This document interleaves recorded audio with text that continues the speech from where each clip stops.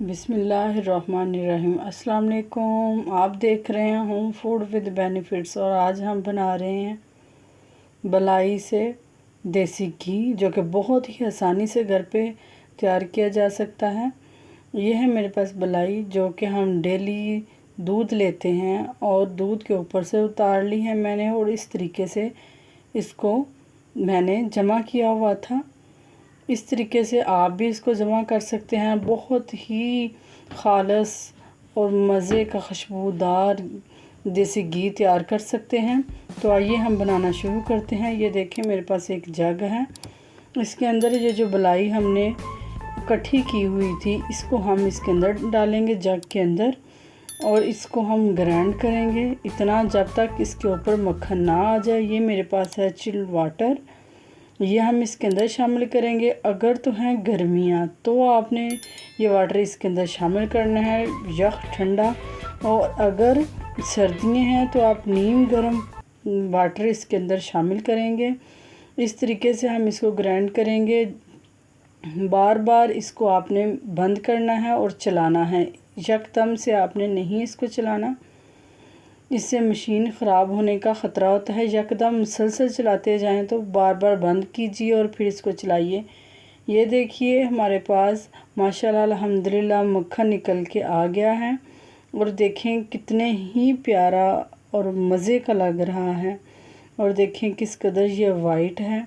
और ये जो इसके अंदर वाटर है, इसको हम निकाल देंगे, और जो इसके अंदर मक्खन है वो हमने अलग एक बर्तन में डाल लेना है।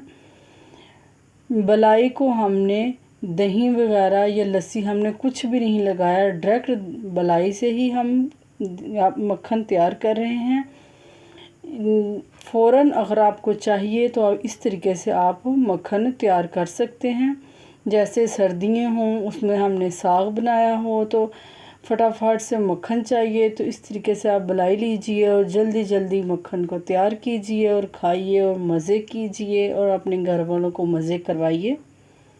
ये देखिए, एक अलग बर्तन में इस तरीके से मैं मक्खन निकाल रही हूँ, और मक्खन का जो पानी था वो आपने इसके अंदर शामिल नहीं करना। कोशिश करनी है कि ज़रा भी पानी इसके अंदर ना आए। ये देखिए, इस पानी को हम ज़ाया कर देंगे और बाकी तमाम जो मक्खन है बर्तन के अंदर से अच्छी तरह साफ़ करके हम दूसरे बर्तन के अंदर शामिल कर देंगे। इधर मैंने मक्खन को देसी घी बनने के लिए चूल्हे पे, और इसी तरीके से हम इसको पकाएंगे और देसी घी बनाएंगे। ये देखिए, आपने जब इसको चूल्हे पे पकने के लिए रखना है तो बहुत ज़्यादा इसके अंदर चम्मच नहीं चलाना।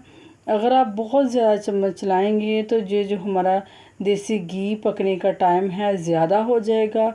अगर तो ये 5 मिनट में रेडी होने वाला है तो 10 मिनट में रेडी होगा, क्योंकि जो मक्खन का पानी है वो सारा इसके अंदर शामिल हो जाएगा और इसको पकने में ज़्यादा टाइम लगेगा। ये देसी घी बनने में ज़्यादा टाइम लगेगा। ये देखिए, इसी तरीके से आपने भी इसको पकाना है और साइडों से आपने इसको साफ़ कर देना है। अगर आपके पास नॉन स्टिक बर्तन ना हो तो आप किसी और बर्तन में भी इसी तरीके से पका सकते हैं। ये देखिए, इसका जो घी है वो अलहदा हो रहा है बलाई से निकल के, और अंदर जो बलाई थी वो अलहदा से इकट्ठी हो रही है अंदर।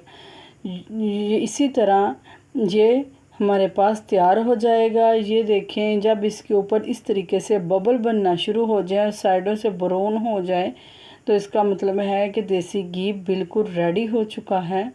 अब मैं इसको उतार लूँगी और हम इसको छान लेंगे किसी अलग बर्तन में इस तरीके से। ये देखिए, माशाल्लाह अल्हम्दुलिल्लाह, देखें कितना ही प्यारा कलर आया है देसी घी का, और इसकी खुशबू भी इंतहाई प्यारी है।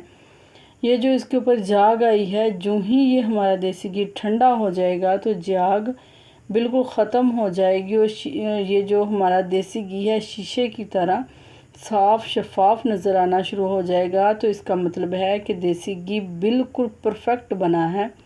अगर देसी घी धुंधला धुंधला हो और इस तरीके से जाग ना ऊपर आए तो समझिए कि इसमें भी पानी है।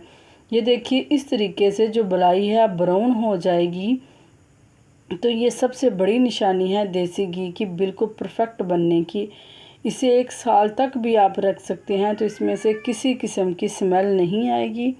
बहुत ही खुशबूदार और मज़े का बना है। इसे आप देसी घी जो है इसको आप पराठे के साथ भी लगा के इस्तेमाल कर सकते हैं, सालन पे भी इस्तेमाल कर सकते हैं। आगे आ रही हैं सर्दियाँ, और सर्दियों में साग के ऊपर तो ये बहुत ही कमाल का मज़ा देगा आप लोगों को। अल्लाह ताला आप सबको सेहत तंदुरुस्ती दे, खुश व खुर्रम रखे। इंशाल्लाह किसी नेक्स्ट वीडियो में फिर मिलेंगे। ओके, अल्लाह हाफ़िज़।